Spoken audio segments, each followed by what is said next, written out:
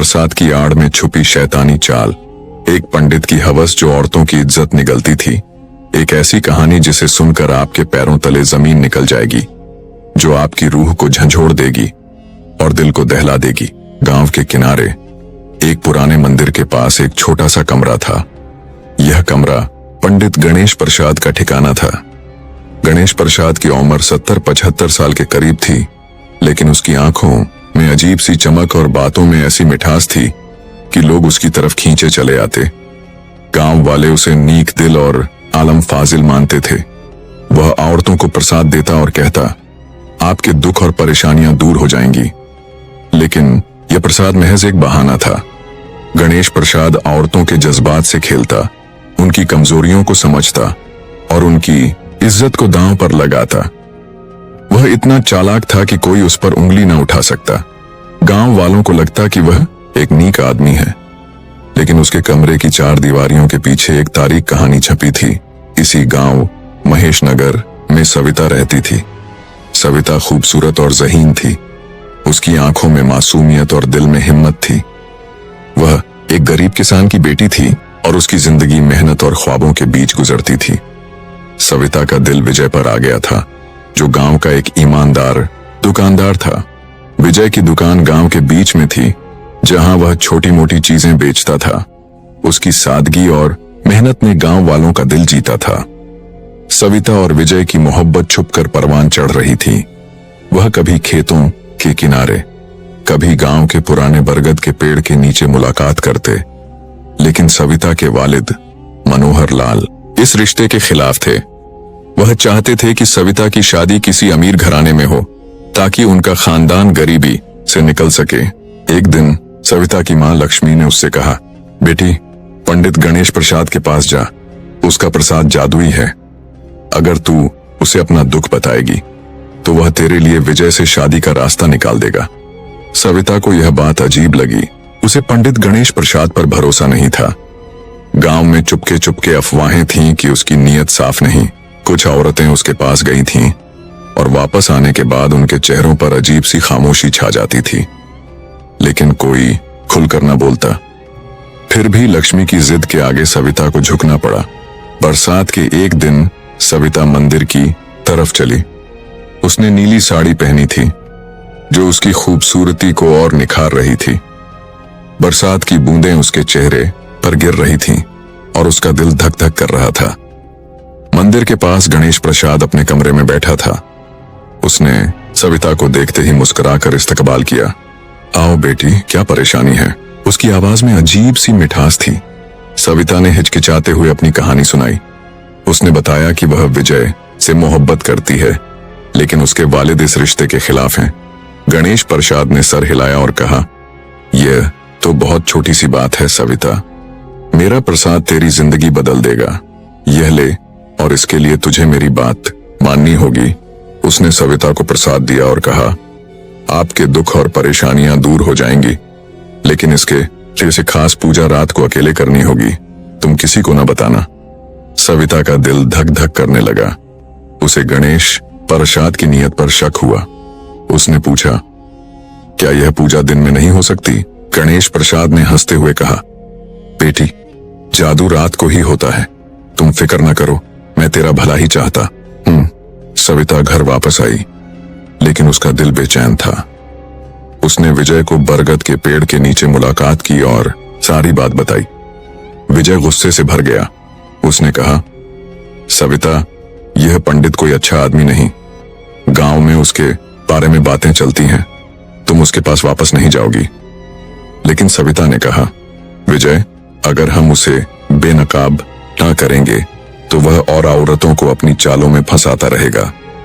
मुझे एक मंसूबा बनाना होगा। सविता ने विजय के साथ मिलकर एक मंसूबा बनाया। वह रात को गणेश प्रसाद के पास जाने वाली थी, लेकिन इस बार वह अकेली नहीं थी। विजय, गांव का पंच कृष्णा और उसका दोस्त अर्जुन छुपकर उसकी हिफाजत के लिए मौजूद थे। रात हुई। सविता ने अपनी मां से छुपकर मंदिर की तरफ कदम बढ़ाए। बरसात अब भी जारी थी और उसका दुपट्टा भीग चुका था। गणेश प्रसाद अपने कमरे में बैठा उसका इंतजार कर रहा था।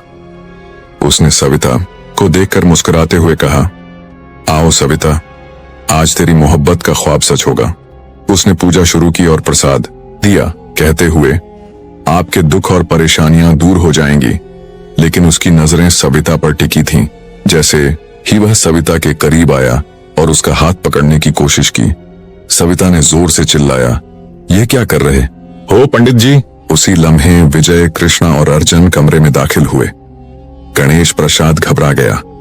उसने भागने की कोशिश की, लेकिन गांव वालों ने उसे पकड़ लिया। सविता ने सबको गणेश प्रसाद की असलियत बताई कि वह प्रसाद के बहाने औरतों को धोखा देता था। गांव वालों ने उसे सजा दी और गांव से निकाल दिया। सविता की हिम्मत की कहानी गांव में मशहूर हो गई।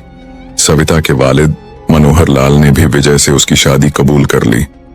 1 साल बाद सविता और विजय की शादी हुई। शादी के दिन विजय ने सविता के हाथ में एक चांदी का कंगन पहनाया, जो मोहब्बत का बंधन था, न कि किसी पंडित की चालाकी का। सविता ने घर संभाला और गांव की औरतों को सिलाई और कढ़ाई सिखाने लगी। विजय ने अपनी दुकान को बढ़ाया और दोनों की मोहब्बत हर रोज गहरी होती गई। लेकिन गणेश प्रसाद की कहानी खत्म न हुई। उसके दिल में बदले की आग सुलग रही थी। वह गांव से निकल गया, लेकिन उसने अहद किया कि वह सविता और गांव वालों से हिसाब चुकता करेगा। 1 साल बाद गांव में एक नई अफवाह फैली। एक नया पंडित शंकर दास गांव के करीब एक छोटे से आश्रम में रहने आया। उसकी उम्र भी 70-75 साल थी, लेकिन उसका चेहरा पुरकशिश था।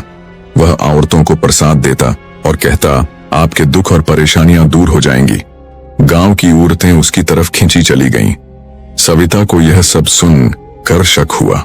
उसने विजय से कहा, यह शंकर दास कोई नया पंडित नहीं, मुझे लगता है कि यह गणेश प्रसाद की नई चाल है। विजय ने हंसते हुए कहा, सविता, तेरा शक अब हर नए पंडित पर जा पड़ता है, लेकिन ठीक है, हम जांच करेंगे। सविता ने अपनी दोस्त प्रीति को साथ लिया, जो गांव की एक बहादुर और चालाक लड़की थी। प्रीति शंकर दास के आश्रम गए। उसने एक सादी सी साड़ी पहनी और परेशानी का रंग चढ़ाया। शंकर दास से मिलकर उसने कहा, पंडित जी, मुझे अपनी शादी की फिक्र है। मेरा रिश्ता तय हुआ था, लेकिन लड़के वालों ने इनकार कर दिया। क्या आप मेरी मदद कर सकते हैं? शंकर दास ने उसे प्रसाद दिया और कहा, आपके दुख और परेशानियां दूर हो जाएंगी, लेकिन इसके लिए एक खास पूजा रात को अकेले करनी होगी। प्रीति ने सर हिलाया और सविता को जाकर सारी बात बताई। सविता का शक यकीन में बदल गया। उसने कहा, यह गणेश प्रसाद ही है। उसने नाम बदला, लेकिन चाल वही है। सविता ने विजय, प्रीति और गांव के मुअज्जज लोगों के साथ एक मंसूबा बनाया। वह शंकर दास को पकड़कर पुलिस के हवाले करना चाहती थी। सविता ने अपना रूप बदला, एक पुरानी साड़ी पहनी और चेहरा दुपट्टे से ढांप लिया ताकि शंकर दास उसे पहचान न सके। वह आश्रम पहुंची और कहा, पंडित जी, मेरी शादी को 1 साल हो गया, लेकिन मेरा शौहर अब मुझ से प्यार नहीं करता। क्या आप मेरी मदद कर सकते हैं? शंकर दास ने सविता को देखा। उसकी आंखों में वही चमक थी जो गणेश प्रसाद की थी। उसने प्रसाद दिया और कहा, आपके दुख और परेशानियां दूर हो जाएंगी, बस तुझे रात को एक पूजा के लिए अकेले आना होगा। सविता समझ गई कि यह वही पुरानी चाल है। उसने शंकर दास से कहा कि वह रात को आएगी, लेकिन इस बार सविता ने पूरे गांव को अपने मंसूबे में शामिल किया। उसने पंच कृष्णा, विजय के दोस्त अर्जुन और अपने वालिद मनोहर लाल को भी बताया। रात हुई। शंकर दास अपने आश्रम में सविता का इंतजार कर रहा था। जब सविता आई, उसने अपना दुपट्टा हटाया। शंकर दास हैरान रह गया। उसने सविता को पहचान लिया और चिल्लाया, तुम वही लड़की हो जिसने मुझे गांव से निकाला था। सविता ने मुस्कुराते हुए कहा, हाँ गणेश प्रसाद, या अब शंकर दास कहलवाओ, तुम्हारी चालें अब नहीं चलेंगी। उसी लम्हे विजय, कृष्णा, अर्जुन और गांव वाले आश्रम में दाखिल हुए। शंकर दास ने भागने की कोशिश की, लेकिन गांव वालों ने उसे पकड़ लिया। सविता ने सबके सामने कहा, यह वही गणेश प्रसाद है जो नाम बदलकर दोबारा हमारे गांव की औरतों को धोखा देने आया था। गांव वालों ने शंकर दास को पुलिस के हवाले कर दिया। इस बार सबूत इतना पुख्ता था कि वह जेल की सलाखों के पीछे चला गया। सविता की हिम्मत की कहानी एक बार फिर गांव में गूंज उठी। प्रीति ने सविता से कहा, तुम एक आम लड़की नहीं सविता, तुम हम सब के लिए एक मशाल हो। सविता और विजय की मोहब्बत की कहानी मजबूत हो गई। एक रात जब बरसात हो रही थी, विजय ने सविता को अपने घर की छत पर बुलाया। उसने सविता के हाथ में एक चांदी का कंगन दिया। विजय ने कहा, सविता, यह मेरी मोहब्बत का वादा है। तुमने न सिर्फ मेरी जिंदगी बचाई बल्कि पूरे गांव को एक धोखेबाज से निजात दिलाई। सविता की आंखों में आंसू आ गए। उसने कंगन पहना और विजय के गले लग गई। बरसात की बूंदों के बीच दोनों ने हमेशा साथ रहने का वादा किया। सविता और विजय की शादी को 3 साल हो गए। उनके 2 बच्चे थे, 3 साल का बेटा अरुण और 1 साल की बेटी रेणु। सविता घर संभालती थी और गांव की औरतों को सिलाई और कढ़ाई सिखाती थी। विजय की दुकान अब गांव की सबसे बड़ी दुकान बन चुकी थी। एक दिन गांव में एक नई हलचल मची। एक नया आदमी आया जो खुद को संत रघुनाथ कहता था। वह गांव से कुछ दूर एक छोटी सी कुटिया में रहता था। उसकी दाढ़ी लंबी थी, चेहरा नूरानी और बातों में सहर था। वह औरतों को प्रसाद देता और कहता, आपके दुख और परेशानियां दूर हो जाएंगी। गांव की औरतें उसकी तरफ दौड़ी। सविता को यह खबर मिली तो उसका दिल बेचैन हो गया। उसने विजय से कहा, यह रघुनाथ कोई नया शख्स नहीं, मुझे लगता है कि यह गणेश प्रसाद की नई चाल है। विजय ने हंसते हुए कहा, सविता, तेरा शक अब हर नए संत पर जा पड़ता है, लेकिन ठीक है, हम जांच करेंगे। सविता ने अपनी भाभी रमा को साथ लिया। रमा गांव की एक बोल्ड औरत थी। रमा रघुनाथ के पास गई। उसने एक परेशान औरत का रूप धारा और कहा, संत जी, मेरे घर में कलह हो रही है, क्या आप मेरी मदद कर सकते हैं? रघुनाथ ने उसे प्रसाद दिया और कहा, आपके दुख और परेशानियां दूर हो जाएंगी, लेकिन इसके लिए एक पूजा रात को अकेले करनी होगी। रमा ने सर हिलाया और सविता को जाकर सारी बात बताई। सविता का शक यकीन में बदल गया। उसने कहा, यह गणेश प्रसाद की तीसरी चाल है। वह बार बार नाम बदलकर हमें धोखा देने की कोशिश कर रहा है। सविता ने गांव के जवानों, अपने भाई कृष्णा और विजय के दोस्त अर्जुन को शामिल किया। वह रघुनाथ से खुलेआम मिलने गई और कहा, संत जी, मैं सविता हूं। आपका प्रसाद गांव में बहुत मशहूर है। क्या आप मेरी भाभी की पूजा कर सकते हैं? रघुनाथ सविता को देखकर घबरा गया। उसने खुद को संभालते हुए कहा, हाँ बेटी, जरूर। सविता ने कहा, लेकिन पूजा सबके सामने होगी, दिन में। रघुनाथ ने हिचकिचाते हुए हामी भरी। सविता ने गांव वालों को जमा किया। दिन के वक्त जब पूजा शुरू हुई, रघुनाथ मंत्र पढ़ रहा था, लेकिन उसकी नजरें सविता पर जा रही थीं। अचानक सविता ने बुलंद आवाज में कहा, रघुनाथ, या कहूं गणेश प्रसाद, तुम्हारी यह तीसरी चाल भी नाकाम हो गई। सविता ने रघुनाथ की दाढ़ी खींची और वह नकली निकली। नीचे से गणेश प्रसाद का चेहरा सामने आया। गांव वालों ने गुस्से में उसे घेर लिया। गणेश प्रसाद ने माफी मांगने की कोशिश की, लेकिन सविता ने कहा, तुमने बार बार हमारे गांव की इज्जत से खेलने की कोशिश की। अब तुम्हें ऐसी सजा मिलेगी कि तुम कभी वापस ना आओ। गणेश प्रसाद को पुलिस के हवाले किया गया और उसे सख्त सजा मिली। सविता की हिम्मत की कहानी पूरे इलाके में फैल गई। गांव की औरतें अब किसी के बहानों में न आती थीं।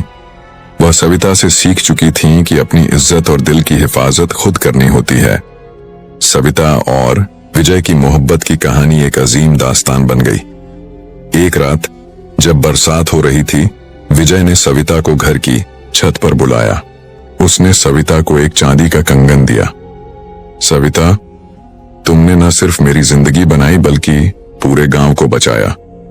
ये मेरी मोहब्बत का वादा है। सविता की आंखों में आंसू आ गए।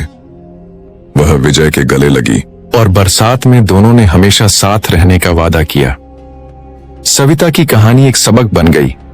गांव की औरतें सीख गईं कि कोई प्रसाद उनकी किस्मत नहीं बदल सकता। असल जादू उनके अपने दिल की हिम्मत और अक्ल में था। और सविता, वह विजय के साथ अपनी मोहब्बत की दुनिया में खुश थी, जहां कोई जाली प्रसाद नहीं, सिर्फ सच्ची मोहब्बत का बंधन था।